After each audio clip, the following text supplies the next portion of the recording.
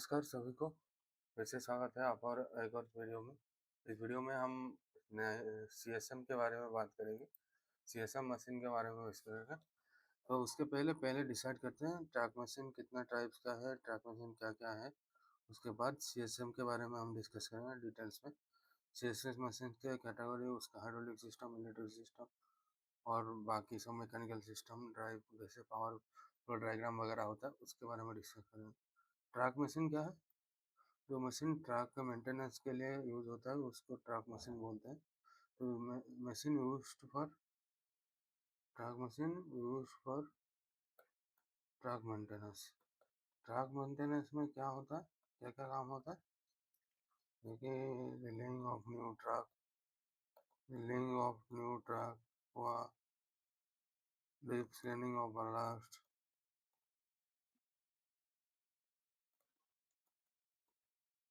Dumping and packing of ballast, dumping and packing of ballast, regulation of ballast, lesson of ballast. और कोई काम है? और काम है जैसे कि हमारा क्या क्या काम होता है ट्रक मशीन में? Dumping and regulation of blast हुआ। वैसे ही जैसे यूटिलिटी यूटीवी व्हीकल, जैसे कि क्रेन वगैरह हुआ, ये सब यूटिलिटी ऑफ व्हीकल्स और अलाइनमेंट वगैरह ठीक करने के लिए और स्टेबलाइजेशन ऑफ ट्रैक, ये सब डिफरेंट काम होता है जो कि मशीन के द्वारा होता है। जिस मशीन के द्वारा होता है उसको हम ट्रक मशीन बोलते हैं। तो ट्रक मशीन मेनली दो टाइप के होते हैं।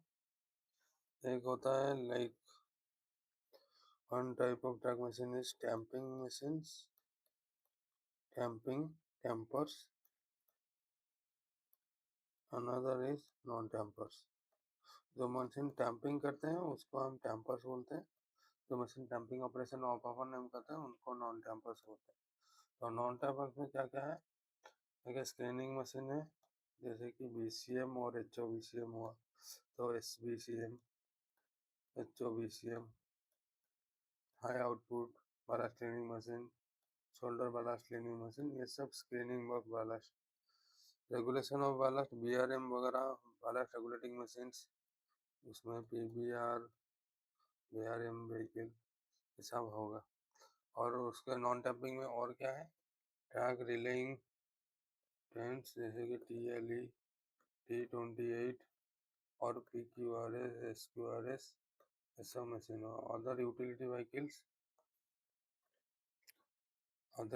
व्हीकल्स में जैसे यूटीवी, आरएमवीवी, ये सब मशीन्स को। और उसके बाद और क्या है? और हमारा आरजीएम, एसआरजीएम, रेल ग्राइंडिंग मशीन्स, वो भी एक काइंड ऑफ मशीन्स होता है। तो टेम्पर्स में और क्या क्या है? एक है प्लेन टेम्पर्स, दूसरा है point and crossing and plain tampers, point and crossing tampers. Plain tampers में हमारा क्या है? डुओमोटिक आता है, डुओमोटिक, उसका डिफरेंट वर्जन्स। उसके बाद हमारा सीएसएम,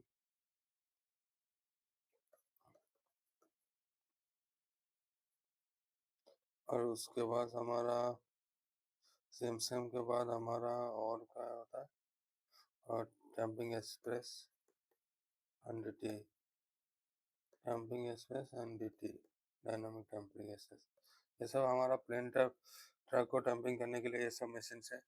और plain track and point and crossing के लिए बोथ, उसके लिए हमारा Unimat 2S, 3S, 4S, and then there is a machine called MFI, MPT and PCTM, point and crossing dumping machines. ये था पॉइंट एंड क्रॉसिंग डंपिंग के लिए इतना टाइप्स ऑफ मशीन है, यूनिमैट, 2S, 3S, MFI, MPT and PCTM. And plain dampers are like pneumatic, CSM and dynamic damping express, 3X, DT.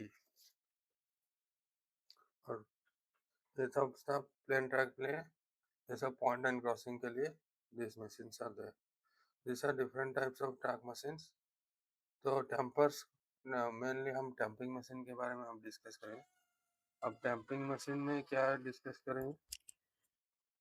Dumping machine में हम CSM machine के बारे में डिस्कस करेंगे।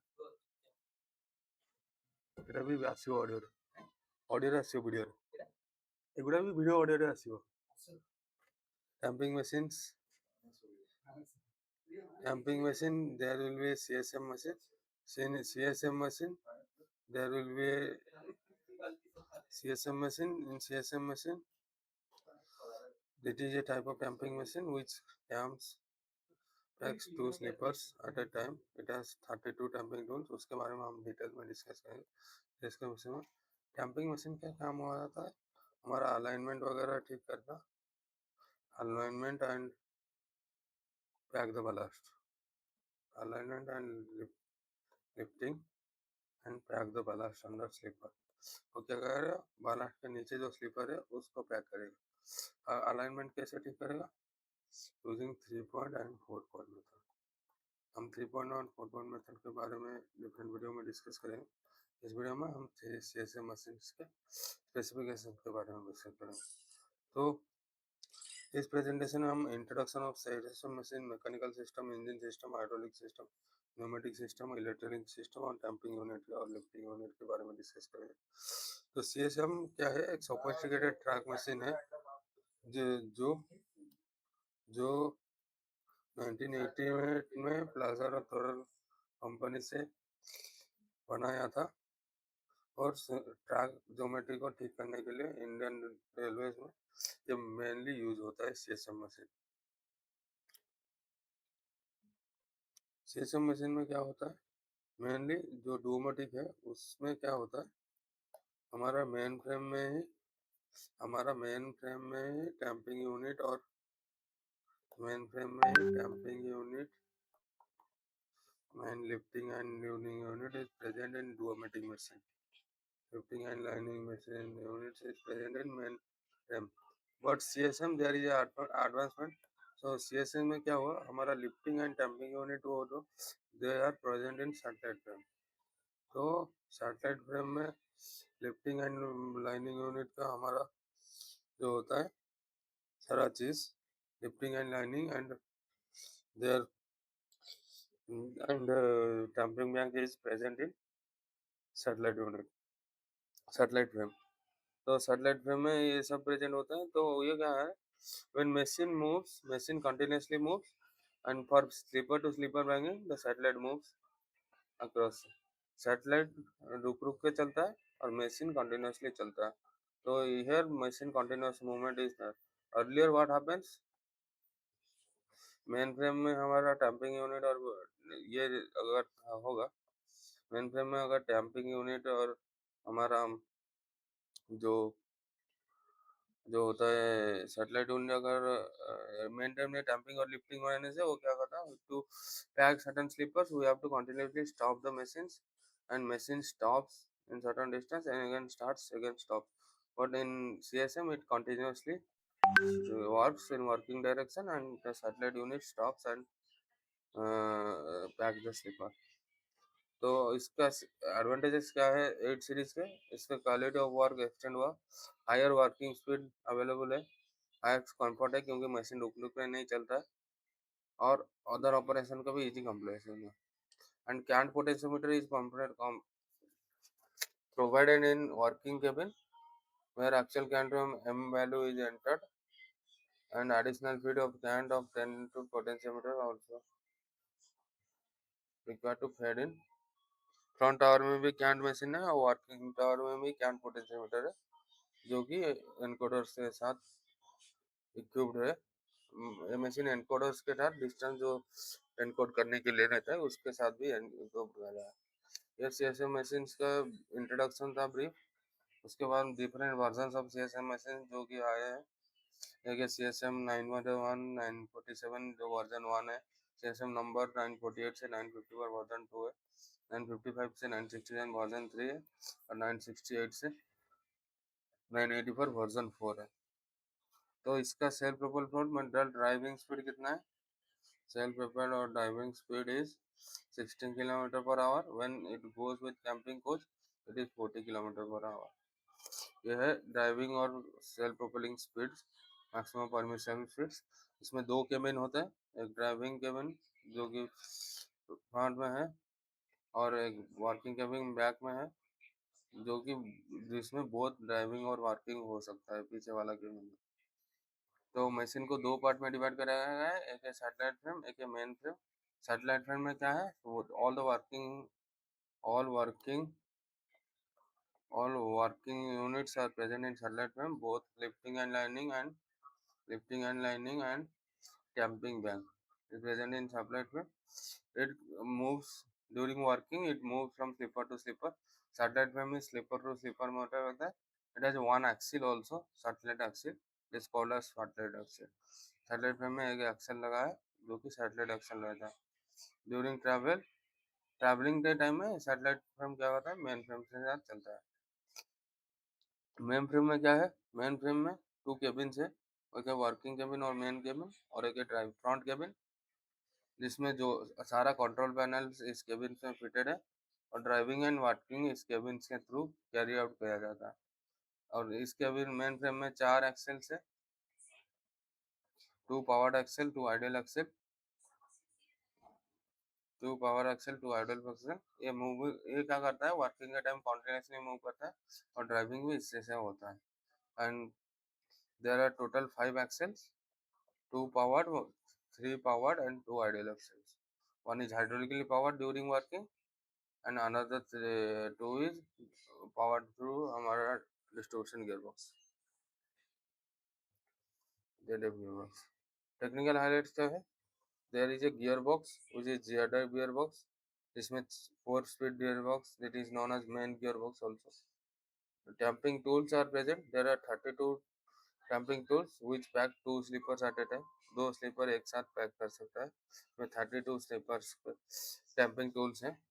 एक मल्टी सेक्स सिस्टम है जो कि सेफ्टी और क्वालिटी इंक्रीज करने के लिए हमारा फॉल्ट हमारा जो कैलिब्रेशन डाटा मेजर करने के लिए मल्टी सेक्स सिस्टम है. और डाटा रिकॉर्डर है जो कि 3 चैनल डाटा रिकॉर्डर है, जो कि पोस्ट वर्क एनालिसिस, जो डाटा हमारा डंपिंग वगैरह कितना डेप्थ वगैरह हो रहा है और कितना करेक्शन वगैरह होना है, वो डाटा रिकॉर्ड करने के लिए DRP भी है. तो इस करेक्शन के लिए capability also is provided in this type of machine. And there is a CMS computer management system and SPS diagnosis for fault detection and also provided. And machine is provided with auto greasing, मतलब greasing जो tamping unit वगैरह में है automatically होता है, बार बार greasing करने के लिए नहीं पड़ेगा in during 20 hours and 50 hours. Only some parts are required manual greasing, or other parts are provided with auto grease facilities. तो ऑटो ग्रीसिंग भी होता है मशीन में. तो IRTM में ये मशीन को इंस्पेक्शन के लिए फ्रीक्वेंसी क्या होना चाहिए, अगर GSM वगैरह हमारा है डेप्यूटी 1 ईयर आएंगे, 1 से 3 मंथ में आएंगे, और SSC जो डिवीजन इंचार्ज है मंथली इंस्पेक्शन करेंगे. और ओपन लेवल ऑफिस, ये जो ट्रक मशीन के ऑफिसर के लिए ये इंस्पेक्शन टाइम है. ओपन टाइम के लिए सीनियर ADN 3 मंथ्स में आएंगे, ADN कभी भी आ सकते हैं फोर्टनाइटली. और SSC जो JPY इंचार्ज है वो ड्यूरिंग ब्लॉक, प्री ब्लॉक और ब्लॉक ऑपरेशन वो सभी टाइम इंस्पेक्शन करेंगे. वो हर वीक में इंस्पेक्शन करना चाहिए. और स्टाफ कितना होना चाहिए मशीन में, SSC 2, truck machine maintenance 3, machine attendance और जो टेक्नीशियंस बोलते हैं हम वो 3, और मशीन असिस्टेंट 3, तो ATM होते हैं, और कुक 3 एक होना चाहिए. टोटल स्टाफ हमको मिनिमम 8 रिक्वायर्ड है मशीन का ऑपरेशन के लिए. तो आउटपुट नॉर्म के लिए मिनिमम ब्लॉक 2.5 घंटा का होना चाहिए, दैट इज 150 मिनट्स. इससे इनएक्टिव टाइम 30 मिनट्स होगा, और output 1200 meter per hour effective hour, इतना आउटपुट होगा मशीन का. तो मशीन का मेंटेनेंस शेड्यूल्स क्या है, it has 7 schedules. 1 is daily schedule, schedule 1 daily, वो TM साइडिंग पे होगा, उसके लिए 1 आवर का रिक्वायरमेंट है. शेड्यूल 2 50 आवर्स में जो TM साइडिंग, उसके लिए 2 आवर्स. शेड्यूल 3 के लिए 100 आवर्स में, उसको भी साइडिंग में होगा, इसके लिए 1 डे. और शेड्यूल 4 200 आवर्स में, जिसका साइडिंग में ही होगा, इसके लिए 2 घंटा का जरूरत है. बाकी शेड्यूल 5 है 1000 आवर, जिसमें हम टैंक वगैरह, हाइड्रोलिक टैंक वगैरह क्लीन करते हैं. ये जोनल मेंटेनेंस डिपो नहीं तो सैटेलाइट डिपो होगा. It has to done in 7 days। तो शेड्यूल 4 जिसको आईओएस बोलते हैं वो 2000 आवर्स में होगा, जो जोनल मेंटेनेंस डिपो में होगा, जिसका पीरियड है 30 days शेड्यूल करने के लिए, मेंटेनेंस करने के लिए। इसमें हम ओवरऑलिंग करते हैं इंजन वगैरह का। तो पीओएच में क्या होगा, पीएच है पीरियोडिक ओवरऑल, ये सीपीओएच में होगा। इस फर्स्ट पीओएच हमारा 8000 आवर्स में होता है और सेकंड पीओएच थर्ड आवर और 6000 आवर्स में होगा। फर्स्ट पीओएच के लिए हमारा 60 दिन का जरूरत है, सेकंड पीओएच थर्ड पीओएच के लिए हमारा 75 days का नीड है। तो हम सीएसएम मशीन का पार्ट्स वगैरह हम देखेंगे। This is CSM machine. ये वर्किंग केबिन है जो पीछे है, इधर स्लाइडिंग होगा, एक विंडो होगा उधर से देखने के लिए। ये सैटेलाइट फ्रेम है जिसमें एक एक्सेल है और लिफ्ट डैम्पिंग यूनिट और लिफ्टिंग यूनिट सैटेलाइट फ्रेम में लगा है।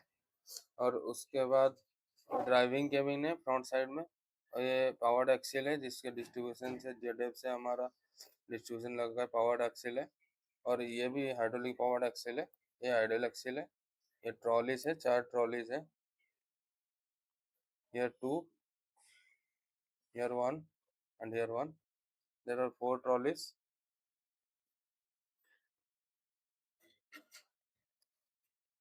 ड्राइविंग केबिन डैम्पिंग यूनिट ये है, सेपरेट है। लेंथ सब हम याद सकते हैं, मशीन का लेंथ कितना है, ये मशीन का जो इसके छोड़ के लेंथ कितना है, ये सी का लेंथ, बी सी, एक्सेल का एक्सेल कितना लेंथ है, और दो एक्सेल के बीच में कितना लेंथ है। व्हील का डायमीटर 730 है, सैटेलाइट व्हील का ऑल्सो डायमीटर 730 है। एक एक्सेल में लोड 13 टन होता है और मशीन का वेट 3040 होता है। ऐसा मशीन का स्पेसिफिकेशन है।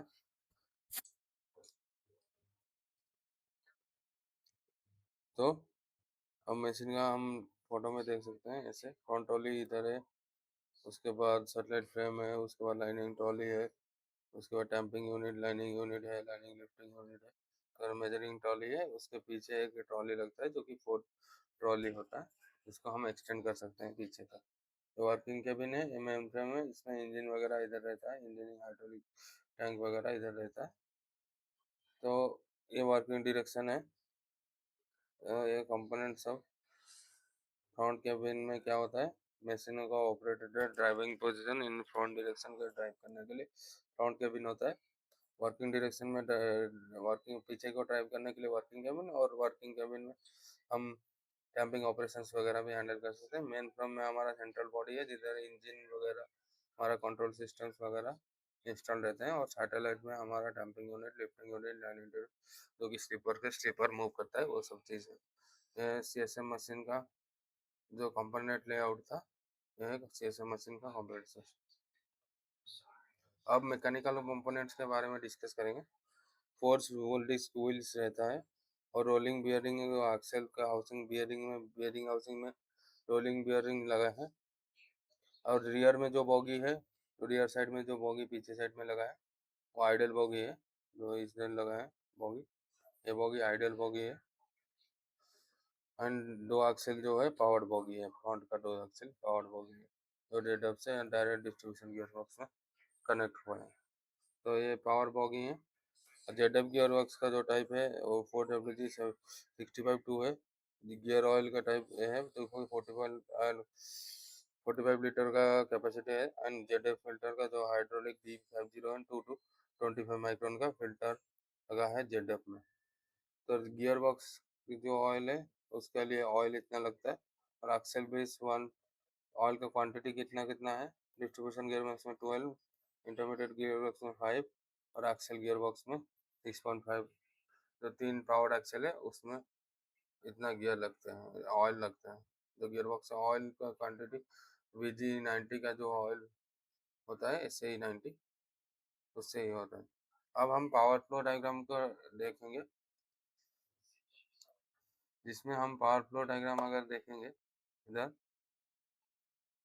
there is a engine which is connected to ZF gearbox, and here funk gearbox is also connected to engine। इसमें से 2 मोटर फंक gearbox से चलेंगे और बाकी 3 मोटर्स ZF gearbox से चलेंगे।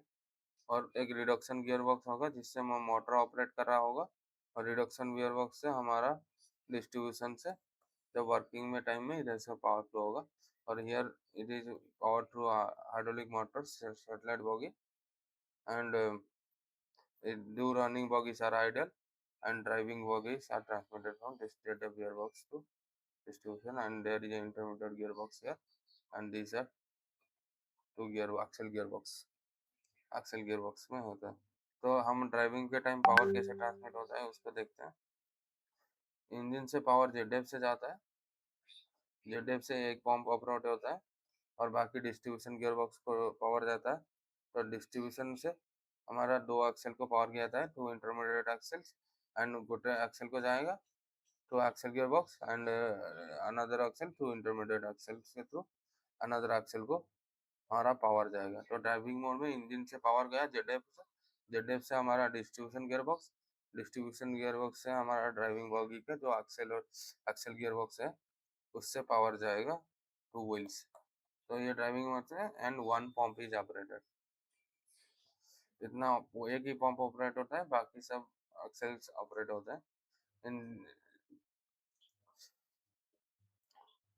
The pump is operated for hydraulic braking and braking करने के लिए ब्रेकिंग वगैरह वो पंप ऑपरेट होते हैं। And working condition, all pumps are needed for hydraulic circuit and all operation of all circuits। तो गियर से जो पंप ऑपरेटर हैं वो भी ऑपरेट होंगे और जेडएम में जो सब पंप ऑपरेटर है वो भी ऑपरेट है। Working direction, the pump operator motor attach to reduction gear operates and due to operate reduction gear also operates and it provide transmissions to distribution gearbox, and they from there the pump operates reduction gearbox, then power is transferred to the distribution gearbox and the speed is reduced and it provide then it would again वो आगे जाके हमारा intermediate gearbox और Excel gearbox को power दे देंगे। और इधर एक हाइड्रोलिक मोटर होगा जो कि सैटेलाइट बोगी को ऑपरेट कर रहा होगा, वो भी ऑपरेट होगा, वो भी वर्किंग कंडीशन में ऑपरेट होगा। तो it works in reduce speed में ऑपरेट होता है। तो इतना सब पंप से हमारा वर्किंग कंडीशन में ऐसा पावर फ्लो रहता है हमारा सीएसएम मशीन में। सीएसएम मशीन के पावर फ्लो के बारे में डिस्कस किए, उसके बाद हमारे इंजन कंडीशन के बारे में डिस्कस करेंगे। इंजन मेनली दो मॉडल में डिस्कस करते हैं, एक है common model.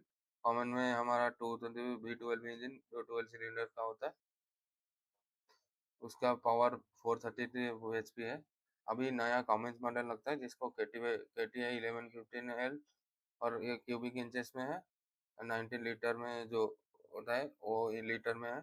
KTI 19L locomotive वाले लगा है, तो उसका पावर भी 473 bhp ही है और नंबर ऑफ सिलेंडर 16 है।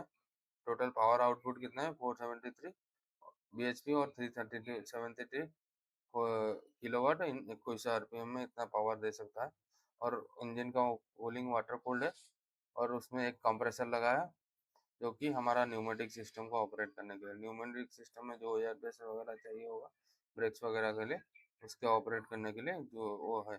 ओरिजिनल फिलिंग जो इंजन में जो गियर बॉक्स में ऑयल रहता है उसका कितना क्वांटिटी का ओरिजिनल आता है OEM के थ्रू, वो सब लिखा है, उसको इतना ध्यान मत दीजिए। अब हाइड्रोलिक सिस्टम के बारे में बात करेंगे। जो भी प्रेशर सर्किट में एयर डैम्पिंग लिफ्टिंग वगैरह वाइब्रेशन का वगैरह का लग रहा है, इसके लिए हम हाइड्रोलिक सिस्टम यूज करते हैं। हाइड्रोलिक सिस्टम में क्या क्या है, मल्टीपल डबल पंप है, एक वेरिएबल पंप है और मोटर्स वगैरह लगा है और अकोमोडेटर फिल्टर वगैरह लगा है और हाइड्रोलिक लाइन का मल्टीपल नेटवर्क है और बाकी सब वाल्व वगैरह भी लगा है। हम हाइड्रोलिक में बेसिक हाइड्रोलिक ऑयल जो यूज करते हैं वो HLP 68 ग्रेड का ऑयल होता है, विस्कोसिटी ग्रेडियंट 68 का ऑयल यूज करते हैं, विस्कोसिटी ग्रेडियंट 68 का ऑयल यूज करते हैं हम हाइड्रोलिक्स में। सक्शन फिल्टर्स है, रिटर्न फिल्टर्स है और अकोमोडेटर 4 नंबर के, और बाकी पंप्स वगैरह और मोटर्स वगैरह भी लगे हैं। उसके बाद में डिस्कस करेंगे अभी पंप्स क्या क्या लगे हैं। तो नेक्स्ट वीडियो लेक्चर में हम पंप्स क्या है, टोटल पंप्स दो 3 डबल पंप्स, 4 डबल पंप्स है, एक वेरिएबल पंप है। तो 4 डबल पंप में क्या क्या डबल पंप है, एक डबल पंप है 832 इंटू 22 38 इंटू 38 GPM का एक पंप और 22 GPM का एक डबल पंप। इस दोनों डबल पंप का क्या है, सिस्टम प्रेशर जो है उसको एडजस्ट करने के लिए, जो कि 120 से 140 बार होता है। और एक डबल पंप है 38x17। उसका काम क्या है, 38 जीपीएम का जो डबल पंप है, इसका एक साइड का वाइब्रेशन को, प्रेशर को एडजस्ट करने के लिए 38 जीपीएम है, और 17 जीपीएम का जो पंप लगा है वो क्या करता है, और हाई प्रेशर जो स्क्वीजिंग प्रेशर को ऑपरेट करने के लिए, क्लैंपर सिलेंडर को ऑपरेट करने के लिए 158 बार हाई प्रेशर देता है। और 38 जीपीएम का क्या करता है, 150 बार का प्रेशर देता है वाइब्रेशन के लिए। और एक 3817 अदर साइड ऑफ वाइब्रेशन और काउंटर प्रेशर प्रोवाइड करता है 35 बार का, और इस क्रूजिंग के लिए जो प्रेशर चाहिए, इस काउंटर प्रेशर चाहिए उसके लिए। और एक डबल पंप है 20x14 जीपीएम। 20 जीपीएम क्या करता है, दो हाइड्रोलिक कूलर मोटर्स जिसका प्रेशर 150 बार है, उसको ऑपरेट करने के लिए दो हाइड्रोलिक कूलर मोटर के ऑपरेट करने के लिए 20 जीपीएम का पंप यूज करते हैं। और जो बाकी 14 जीपीएम का पंप है वो रेडिएटर को चलाने के लिए, और बाकी हाइड्रोलिक जेडेफाइल कूलर को लिए यूज करता है, उसका प्रेशर भी 150 बार है। और एक वेरिएबल पंप है जो कि ड्राइविंग के लिए यूज होता है, 221 बार। और एक चार्जिंग प्रेशर के लिए जो अकोमोडेटर वगैरह चार्ज करने के लिए 30 बार का यूज होता है। और मोटर कितना यूज होता है, मोटर हमारा 5 मोटर यूज होता है, 8 मोटर। दो वाइब्रेशन मोटर यूज होता है for vibration, 2 driving Motors, driving के लिए जो दो मोटर्स यूज होता है रिडक्शन गियर के लिए, और एक्सेल के लिए जो सेटेलाइट एक्सेल के लिए दो मोटर है। और हाइड्रोलिक कूलिंग मोटर्स दो है, और जेडीएफ रेडिएटर मोटर्स दो है। जेडीएफ और रेडिएटर मिला के दो मोटर्स है। और अकोमोडेटर कितना है, accumulator there is 4 accumulators, one is 32 litre capacity जिसका 85 बार का प्रेशर है, एक नंबर का है। एक 20 लीटर कैपेसिटी का जो इसका प्रेशर 100 बार है, और जो हाई प्रेशर के लिए यूज होता है उसके लिए एक है। और एक 1.5 लीटर का दो है जो कि लो प्रेशर के लिए यूज करता है फॉर काउंटर प्रेशर, जो कि 20 बार का होता है। ये चार अकोमोडेटर के बारे में डिस्कस किया। और उसके बाद ऑटो ग्रीस अरेंजमेंट है जो कि हमारा ग्रीसिंग के लिए यूज होता है। ऑटो ग्रीस में डिफरेंट पार्ट्स होते हैं, जैसे कि प्रेशर गेज है, उसके बाद हमारा fitting nipple, filter, piston detector sensors वगैरह लगे हैं।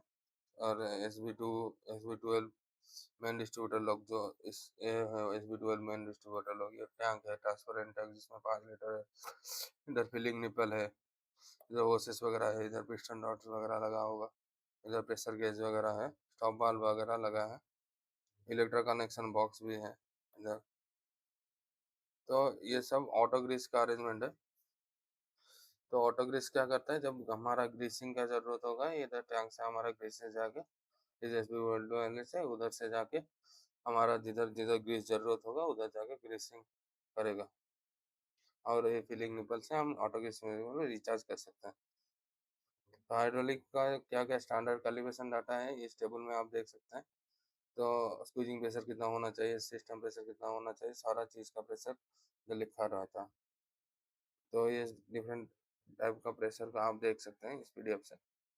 अब न्यूमेटिक सिस्टम के बारे में डिस्कस करते हैं।